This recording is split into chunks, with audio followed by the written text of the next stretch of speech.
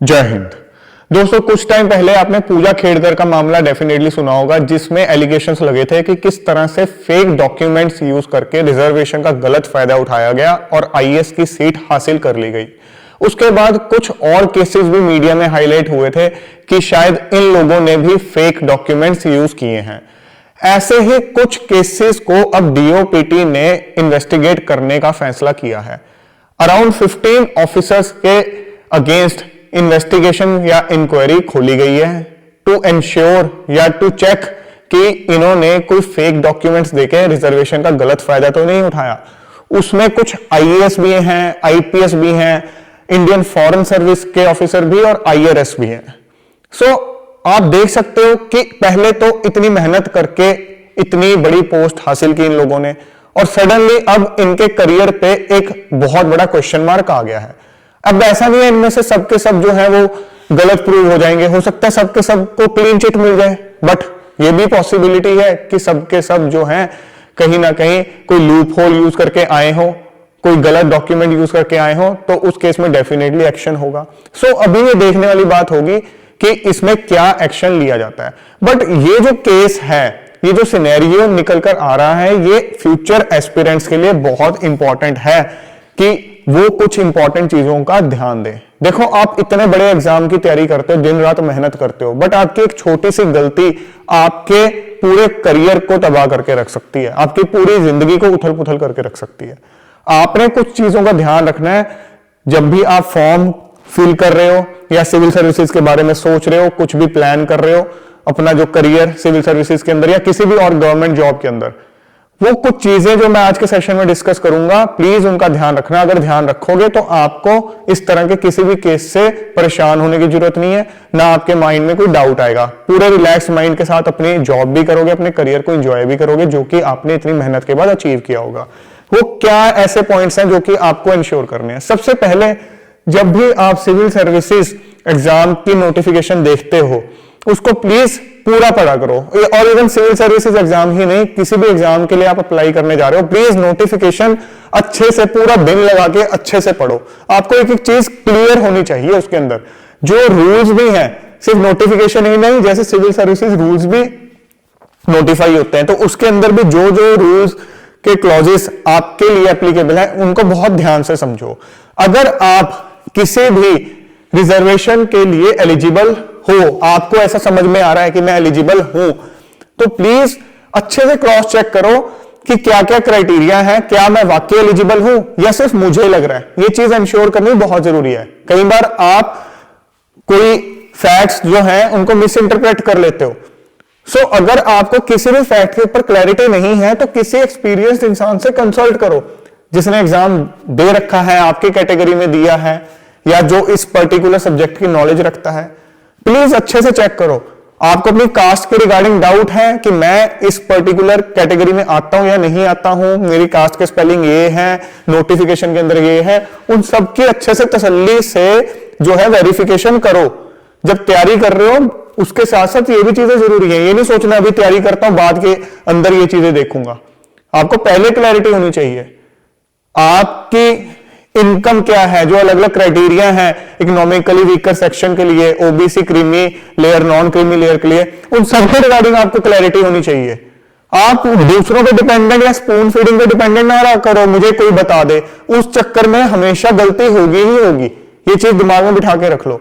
जब तक खुद नोटिफिकेशन या रूल्स नहीं पढ़ोगे, समझोगे नहीं, खुद दिमाग नहीं लगाओगे, तब तक कुछ नहीं होने वाला। आप इतने बड़े एग्जाम की तैयारी तो कर रहे हो, बट इस चीज के लिए आप स्पून फीडिंग पे डिपेंडेंट है हो के कोई बताए, तो फिर किस बात की आप तैयारी कर रहे हो? फिर तो आप सिविल सर्वेंट बनने लायक हो ही नहीं। अगर एक सिविल सर्विसेज एस्पिरेंट इतना काम भी नहीं कर सकता कि वो नोटिफिकेशन रूल्स को अच्छे से अंडरस्टैंड करके ये इंटरप्रेट कर सके, इधर उधर से इंफॉर्मेशन गैदर करके ये इंटरप्रेट कर सके कि मैं किस कैटेगरी में फॉल कर रहा हूं या नहीं कर रहा हूं, एक फाइनल कंक्लूजन पे आ सके, तो वो सिविल सर्वेंट बनने के लायक है ही नहीं। ये एक हार्श रियलिटी है। और जब आपको समझ में आ जाए कि हाँ मैं इस कैटेगरी में फॉल करता हूं, तो प्रॉपर सर्टिफिकेट्स जैसे कि नोटिफिकेशन के अंदर या रूल्स के अंदर प्रिस्क्राइब्ड हैं, उसी हिसाब से बनाओ। जिस डेट के हिसाब से बोले हुए हैं उस हिसाब से बनाओ। जिस डेजिग्नेशन या जिस अथॉरिटी के साइन उसमें मांगे गए हैं, वो उस हिसाब से बनाओ। इसमें टाइम लग सकता है, बट ये चीजें आप पहले से ही प्रिपेयर करना शुरू कर सकते हो, क्योंकि नोटिफिकेशन हर साल मोर और लेस सेम टाइप ही होती है। तो आप ये नहीं वेट करो कि हाँ 26 की नोटिफिकेशन आएगी तब मैं एक्शन लूंगा। 25 की नोटिफिकेशन से आप कम से कम एक कंक्लूजन तो निकाल के रख सकते हो। अगर आपको ये लगता है सर्टिफिकेट नोटिफिकेशन के बाद बनवाना है, आप बाद में बनवा लो, कोई इश्यू नहीं है, बट आपकी तैयारी सब पहले होनी चाहिए। आपको क्लैरिटी होनी चाहिए कहां से बनवाना है, कैसे बनवाना है, किस डेट का बनवाना है, किस बेसिस पे बनवाना है। और सिर्फ सर्टिफिकेट से नहीं, आपके जो भी बेसिक डिटेल्स हैं, जो खास करके अभी पहले ओटीआर होता था, अब यूनिवर्सल रजिस्ट्रेशन नंबर। अभी मैंने रिसेंटली एक वीडियो बनाया था जिसके अंदर मैंने बताया था कि यूपीएससी ने अपना ऑनलाइन एप्लीकेशन फॉर्म का जो सिस्टम है वो पूरी तरह चेंज कर दिया है। तो उसके अंदर अब यूआरएन का प्रोविजन हो गया है। उस वीडियो का लिंक मैंने डिस्क्रिप्शन में दे दिया है, वो आप ध्यान से देख लेना, वो बहुत इंपॉर्टेंट वीडियो है। सो बेसिक डिटेल्स जो आप भरते हो, जैसे ओटीआर के लिए आप भरते थे ना बेसिक डिटेल्स, आपका नाम, आपका father's name, mother's name, date of birth हो गया आपका, और जैसे इसमें आप आधार का नंबर भी भरोगे, अपने आईडी कार्ड का नंबर भी भरोगे। तो वो जो चीजें हैं बहुत ध्यान से भरनी है, और इसमें दोबारा चेंजेस अलाउड नहीं होंगे। तो इसमें अगर आप गलती कर दोगे फिर बाद में रिजल्ट के बाद बहुत दिक्कतें आती हैं। और कोई भी इंफॉर्मेशन इसमें गलत मत देना कि कहीं कुछ आपका डिटेल्स है, कहीं कुछ है। जो भी डॉक्यूमेंट्स आप लगा रहे हो, जो भी आपको पता है कि वेरिफिकेशन के लिए यूज होने हैं, वहां यूनिफॉर्मिटी होनी चाहिए। अगर आपको लगता है किसी आपके डॉक्यूमेंट्स के अंदर यूनिफॉर्मिटी नहीं है, तो अभी आपके पास टाइम है, अभी आप उनको रेक्टिफाई करवा सकते हो।